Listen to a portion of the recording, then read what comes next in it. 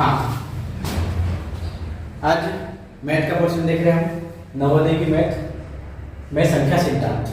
ठीक है, बिल्कुल बेसिक से शुरू करेंगे, शुरू से शुरू करेंगे। संख्या सिद्धांत मतलब हम संख्या के बारे में जानेंगे पहले तो, कि संख्या क्या है, कहाँ से बनी और बाकी संख्या कैसे बनती है, अंक क्या है, सारी चीज। तो संख्या में क्या होते हैं, अंक होते हैं जिनको हम मूल अंक भी कह सकते हैं। इन्हीं अंकों को मेन नंबर, मूल अंक या अंक ये होते हैं 0, 1, 2, 3, 4, 5, 6, 7, 8 और 9 तक। मतलब ये सिंगल डिजिट संख्या क्या है, एक ही अंक है, इसमें दिख रहा है सभी में एक ही अंक, और इन्हीं अंकों से मिलकर सारी संख्याएं बनती हैं। जो भी सारी संख्या आपने देखी होंगी वो इन्हीं अंकों से मिलकर बनती है। इन अंकों को मिलाओगे तो दूसरी संख्या बनती रहेगी। तो इनको क्या कहते हैं, अंक। क्या कहते हैं? और ये संख्या में कितने, 10 है। कितने? 10। ठीक है, 10 अंकों से मिलकर पूरी गणित आपकी बनी हुई पूरी संख्या है। जो भी संख्या बनानी हो इससे बना सकते हैं। जैसे अपने को कोई संख्या बनानी है, अपने को लिखना है 230। क्या लिखना है? 230। 2 लो, 3 लो और 0 लगाओ, 230 बन जाएगा। तो इन्हीं अंकों के प्रयोग से सारी संख्याएं बनाई जाए। ठीक है, समझ गए? इनको कहते हैं मूल अंक या अंक। तो अंक आपके सवाल में अगर जैसे कि कोई क्वेश्चन आता है कि इसमें से अंक हैं या मूल अंक हैं, तो ये वाले मूल अंक होंगे। ठीक है, ये तो संख्या है, ये क्या है, 230 क्या है, संख्या है।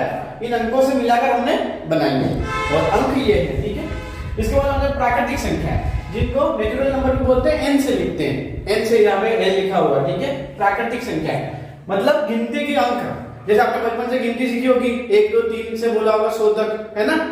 तो 1, 2, 3 से अनंत तक होते हैं। कहां तक? अनंत तक। अनंत मतलब एंडलेस। संख्या क्या है? एंडलेस है, कभी खत्म नहीं होंगी। कभी खत्म नहीं होंगी इसका मतलब बड़ी संख्या ज्ञात नहीं की जा सकती। सबसे बड़ी संख्या अगर आपको कोई पूछे कि सबसे बड़ी संख्या कौन सी है, तो आप बोलोगे अगर 100, तो 100 में 1 जोड़ देंगे तो कितने हो जाएंगे? 101 हो जाएंगे। फिर आप बोलोगे 1000 बड़ा है, तो 1000 में 1 जोड़ेंगे तो क्या हो जाएगा? 1001 हो जाएंगे। फिर आप बोलोगे नहीं नहीं 1 लाख बड़ा है, तो 1 लाख में फिर 1 जोड़ दो, तो फिर उससे बड़ी संख्या बन गई, 1,01,000 हो गया। फिर आप बोलोगे ना ना 1 करोड़ बड़ा है, तो 1 करोड़ में 1 जोड़ दो तो क्या हो जाएगा? उससे बड़ी संख्या बन जाएगी। फिर आपको लगता है मतलब आपको लगता है कि जो संख्या बड़ी है उसमें 1 जोड़ दो, क्या करो? 1 जोड़ दो तो क्या हो जाएगा? बड़ी संख्या बन जाएगी। आपको लगता है कि 100 करोड़ बड़े हैं, तो 100 करोड़ में सिर्फ 1 जोड़ दो तो क्या हो जाएगा? 100 करोड़ 1 हो जाएगा। मतलब संख्या क्या है? अनंत है, एंडलेस है, कभी खत्म नहीं होंगी। तो कभी खत्म नहीं होंगी तो क्या होगा? सबसे बड़ी संख्या ज्ञात नहीं की जा सकती। कभी कभी नवोदय में सीधा सवाल आता है कि सबसे बड़ी संख्या है, ठीक है, सबसे बड़ी संख्या क्या होगी? अज्ञात होगी। क्या होगी? अज्ञात। पता नहीं। अज्ञात का मतलब क्या है? हमको पता नहीं है, ज्ञात नहीं की जा सकती सबसे बड़ी संख्या। हाँ, ऐसा सवाल है कि निम्न में से सबसे बड़ी संख्या है, मतलब आपको 4 संख्या दे दी जाए और इसमें से सबसे बड़ी संख्या है ऐसा पूछेंगे तो उसमें से बताना। पर आपको बताना है कि सबसे बड़ी संख्या, दुनिया में सबसे बड़ी संख्या कौन सी होगी, तो वो उसका उत्तर क्या होगा? अज्ञात। सबसे बड़ी संख्या ज्ञात नहीं की जा सकती। ठीक है, इसके बाद में होती है पूर्ण संख्या। इनको कहते हैं होल नंबर। 8 से इसलिए देखा होगा, इंग्लिश में कहते हैं होल नंबर। इसमें क्या होता है? प्राकृतिक संख्या में 0 आ जाता है, सेम ही है, पर सिर्फ क्या आ गया है? 0। प्राकृतिक संख्याओं में 0 से लगाकर कहां तक? अनंत तक संख्या अनंत। इसके बाद में होता है पूर्णांक। पूर्णांक में क्या होते हैं? पूरे अंक आ जाते हैं। मतलब यहां पे देखो माइनस के भी अंक आ गए और प्लस के भी अंक आ गए, इसको कहते हैं पूर्णांक। पूर्णांक में क्या होता है? 0 से इधर -1, -2, -3 इधर भी अनंत तक, और 0 से इधर ये प्लस के हैं, और प्लस की संख्या में हमेशा प्लस लिखना जरूरी नहीं है। अगर कुछ नहीं लिखा मतलब ये संख्या किसकी है? प्लस की है। किसकी है?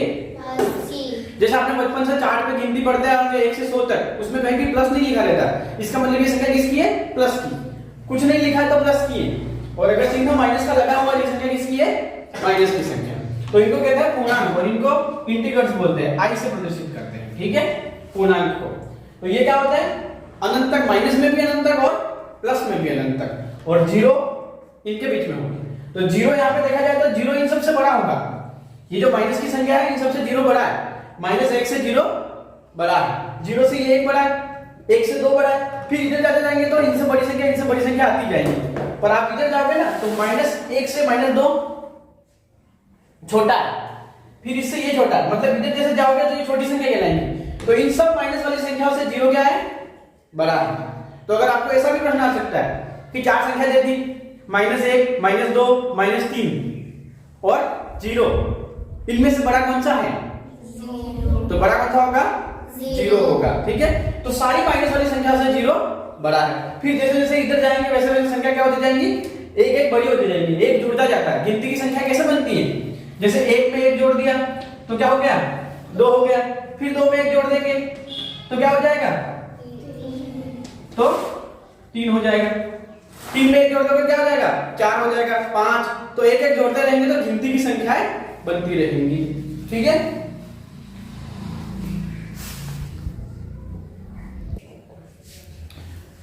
सम संख्या, इंग्लिश में इवन नंबर कहते हैं। सम संख्या क्या होती है, जिसमें जैसे कि अपन परिभाषा देखें हम तो क्या है कि जिसमें 2 का भाग लगाएं और भाग पूरा पूरा चला जाए उस संख्या को क्या कहेंगे, सम। ठीक है, और विषम संख्या, ऑड नंबर किसको कहेंगे, जिसमें 2 का भाग नहीं जाए तो उसको क्या कहेंगे, विषम संख्या। सम और विषम ये शब्द ही दोनों एक दूसरे के विलोम शब्द है। क्या है मतलब, सम का आपको विलोम निकालना, विलोम करना है तो क्या होगा, विषम। मतलब जो सम नहीं है वो क्या होगा, विषम होगा। और इसका एक छोटा सा ट्रिक भी है, जैसे उनके इकाई के अंत में देखेंगे हम 0, 2, 4, 6 और 8। अगर किसी की संख्या के इकाई में 0, 2, 4, 6 और 8 हो तो वो संख्या क्या होगी, सम संख्या होगी। क्या होगी, सम संख्या। और अगर इकाई में देखेंगे हम 0, 2, 4, 6 और 8 में से कोई संख्या नहीं है संख्या के, तो वो क्या होगी, विषम संख्या। जैसे कोई संख्या ले लेते हैं 2453, ठीक है, 2453, ये सम संख्या है या विषम संख्या है, विषम संख्या है। कैसे पता करेंगे, यहां पर देखेंगे इकाई में कितने, 3, 0, 2, 4, 6, 8 में से कोई नहीं है तो ये क्या हो जाएगी, विषम संख्या। अगर यहाँ पे 3 की जगह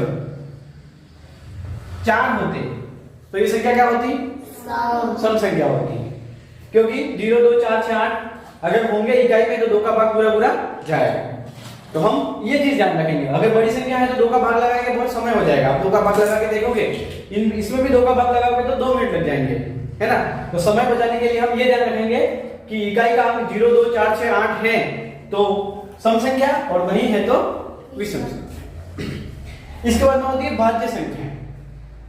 भाज्य संख्या मतलब जो संख्या, देखो दुनिया की सारी संख्या है, एक तो एक संख्या और खुद वही संख्या खुद, दोनों से तो डिवाइड होती ही है, उनका भाग तो लगता ही है। जैसे कि कोई संख्या ले लेते हैं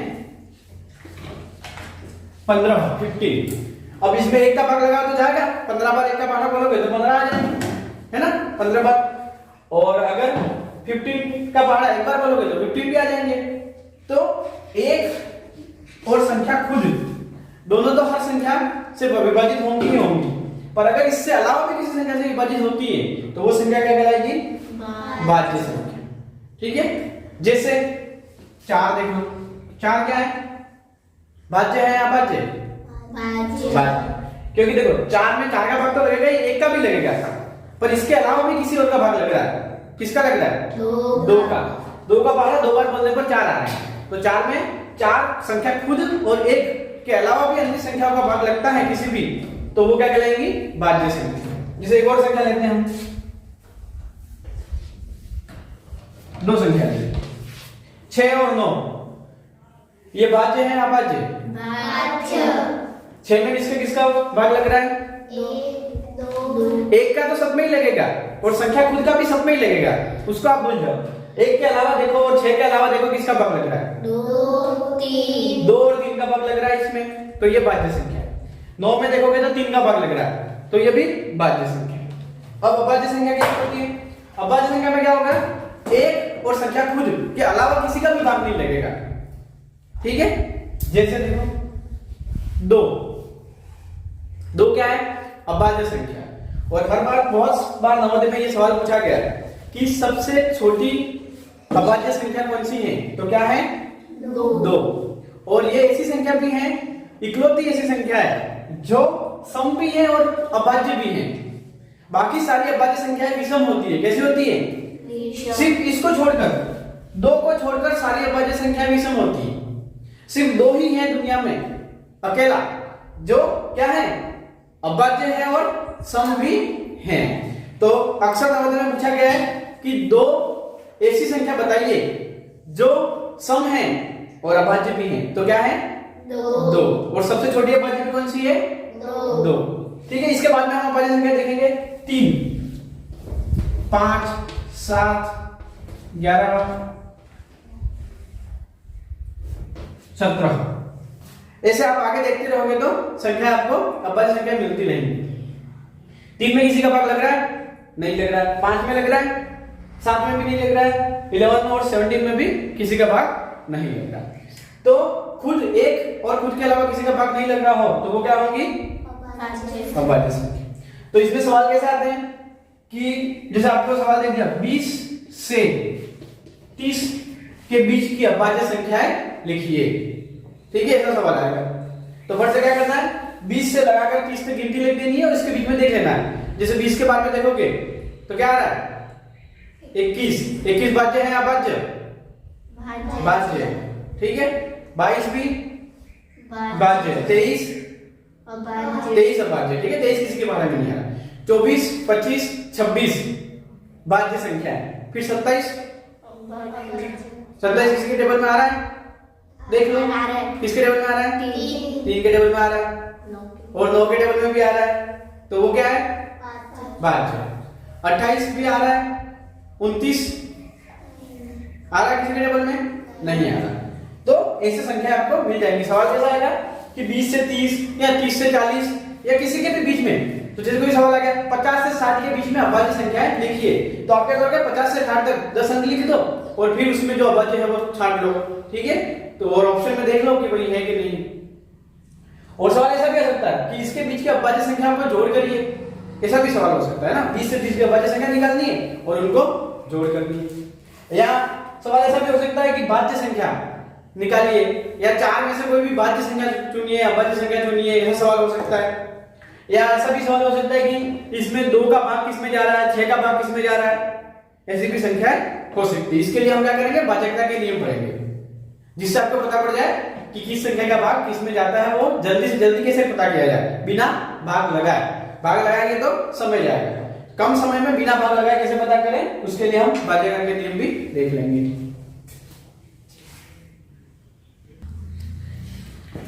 ठीक है, अब इस स्थानीमान निकालने के लिए, या ये भारतीय नंबर सिस्टम है, इंडियन नंबर सिस्टम। ठीक है, इकाई, दहाई, सैकड़ा, हजार, 10,000, लाख और 10,000। और एक अंतरराष्ट्रीय संख्या पद्धति भी होती है ना, वो आपके नवोदय वाले टॉपिक में नहीं है। उसमें क्या होता है? सैकड़ा, हजार और 10,000 के बाद में लाख नहीं आता है, 100,000 आते हैं। ठीक है, फिर मिलियन, 10 मिलियन, बिलियन, 10 बिलियन, ऐसे चलता है। और भारतीय संख्या पद्धति में क्या होता है? इकाई, दहाई, सैकड़ा, हजार, 10,000, लाख, 10 लाख, इसके बाद में करोड़, 10 करोड़, अरब, 10 अरब, इस तरह से रहता है। ठीक है, तो ये आप याद कर लेना इसको। अब जैसे इसमें हम कोई सी संख्या लिख के देखेंगे,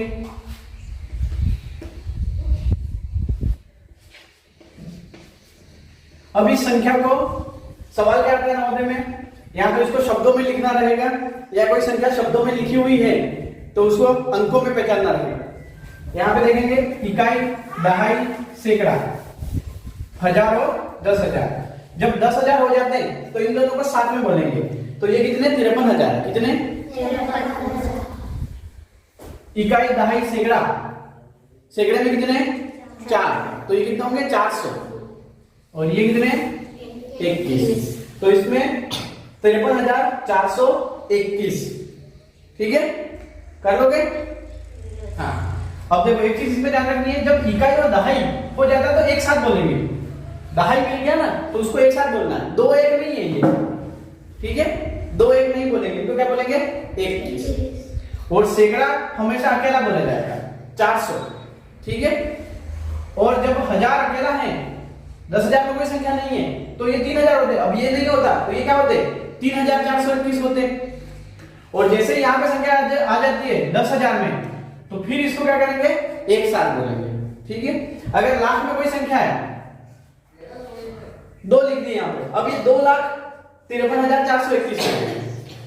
अब जब और 10 लाख में भी कोई संख्या आ जाती है तो अब फिर इन दोनों को, जब 10 हो जाता है ना और संख्या आ जाती है, देखो दहाई हो जाता है, संख्या है दहाई में अगर, तो दोनों को एक साथ बोलना है। 10,000 में संख्या है, दोनों को एक साथ बोलना है। 10 लाख में भी संख्या 10 लाख तक पहुंच रही है तो दोनों को एक साथ बोलना है। तो अब ये कितने, 42,421। ठीक है, समझ गए।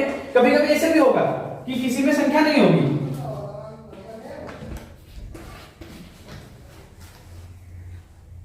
ये कितने हैं, 52,301। अब यहाँ पे देखेंगे 52 तो देखिए दिख रहे बराबर, 100 में 3 है तो 300 हुए, और यहाँ पर संख्या दहाई में नहीं है तो सीधा हम क्या बोलेंगे, 301। 100 के बाद में सीधा 1 आ रहा है, 100 के बाद में संख्या और यहाँ पर संख्या है तो सीधा 1 हो जाएगा। एक और उदाहरण ले लेते हैं,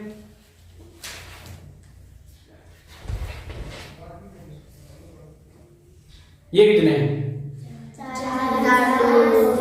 कितने हैं, 4,200। अब यहाँ पे देखेंगे इकाई, दहाई, सैकड़ा, हजार, हजार में कितने, 4, मतलब ये कितनी संख्या है, 4,000। कितने, 4,000।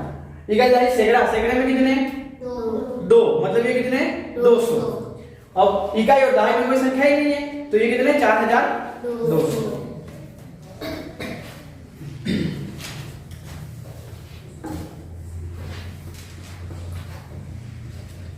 ये कितने, 50,032। अब यहाँ देखेंगे इकाई, दहाई, सैकड़ा, हजार, ठीक है। 1000 के बाद में 10,000, तो ये दोनों देखो आप 10,000 जो हो जाते हैं, ये कितने, 50 है, इसका मतलब ये कितने हजार होंगे, 50,000। सैकड़े में कोई संख्या नहीं है, और इकाई और दहाई में देखेंगे, इकाई और दहाई में मिलाकर ये कितने, 32। अब ये 3 2, कभी कभी कोई गलती करते हैं, क्या करते हैं, 3 2 लिख देते हैं, इसको क्या करते हैं, 3 2, 50,000, 3 2, 3 2 नहीं है, दहाई जब हो जाता है तो एक साथ लिखना है। इकाई से दहाई हो गया एक साथ, 1000 से 10,000 हो गया तो एक साथ, ठीक है। वरना कभी कभी यहाँ पे 5,000 भी कर सकते हो आप, तो ऐसी गलती नहीं करनी, गिनना बराबर है। अगर 50 यहाँ पे 1000 में आ गए तो ये 50,000 होंगे, दोनों को मिला देंगे, 50 देखेंगे, इनको 50,000 हो जाएंगे। एक और उदाहरण देख लो आप,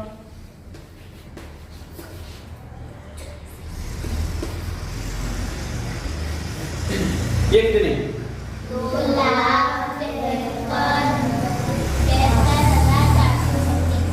2,73,426। इकाई, दहाई, सैकड़ा, सैकड़े में 4 है मतलब 400 होंगे, और इकाई और दहाई में कितने, 26 है।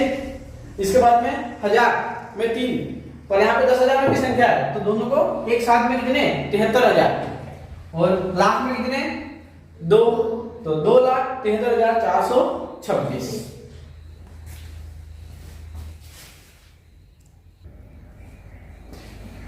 स्थानीय मान और जातीय मान, प्लेस वैल्यू और फेस वैल्यू, ठीक है। इस दोनों में अक्सर कंफ्यूज होना है, होते बच्चे, आपको कंफ्यूज जरा भी नहीं होना है। देखो स्थानीय मान क्या होता है, कोई संख्या लेते हैं जिसका स्थानीय मान देखो आप, यहाँ पे 8 का स्थानीय मान कितना होगा, 800। तो इकाई, दहाई और सैकड़े पे है 8, तो इसका स्थानीय मान कितना हो गया, 800। अब इसका जातीय मान कितना होगा, 8। देखो जातीय मान क्या होता है, उस अंक की जितनी वैल्यू है वही उसका जातीय मान है। मतलब आपको वो अंक जो दिख रहा है, फेस वैल्यू, मतलब उसकी शक्ल जितनी की दिख रही है वही उसका जातीय मान है, वही उसकी क्या है, फेस वैल्यू। फेस वैल्यू निकालनी है, जातीय मान निकालना है, क्या करेंगे, सीधा अंक देखेंगे, जिस अंक का निकालना है वही अंक उसकी फेस वैल्यू है। जैसे यहाँ पे 2 का फेस वैल्यू कितनी होगी, 2 ही होगी, मतलब वो जो दिख रहा है वही उसकी क्या है, फेस वैल्यू।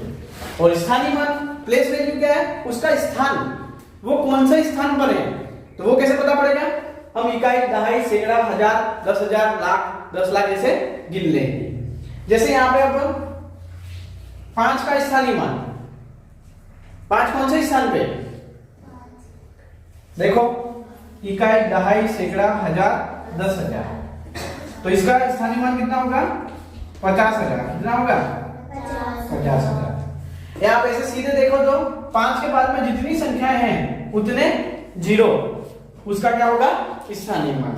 8 के बाद में कितनी संख्या है, 2 संख्या है तो 2 जीरो, उसका क्या हो जाएगा स्थानीय मान। ऐसा भी कर सकते हैं, संख्या स्थान आपको देख लेना है और ऐसे नहीं भी पता पड़े तो आप क्या करोगे, इसके बाद की संख्या कितनी है वो गिन लोगे और जितने जीरो यहाँ पे लगा दोगे इसका स्थानीय मान हो जाएगा। और नवोदय में इतने आसान सवाल भी नहीं आते। आप इसमें सवाल कैसे आएगा कि आपको दो संख्याओं के स्थानीय मान का अंतर निकालना या दो संख्या के स्थानीय मान का योग करना, ऐसा सवाल आएगा। जैसे 2 का स्थानीय मान और 8 का स्थानीय मान का क्या निकालना है, अंतर निकालना, सवाल ऐसा है। तो आप क्या करोगे, 2 का स्थानीय मान निकाल दोगे, अंतर निकालना मतलब क्या करना है, माइनस करना है। और इसमें 8 का स्थानीय मान क्या करना है, माइनस करना है। अगर यही सवाल ऐसा होता कि 2 और 8 के स्थानीय मान का योग करिए तो आप क्या करते, प्लस कर देते, इन दोनों की जोड़ कर देते। सवाल ऐसे आएंगे, ठीक है।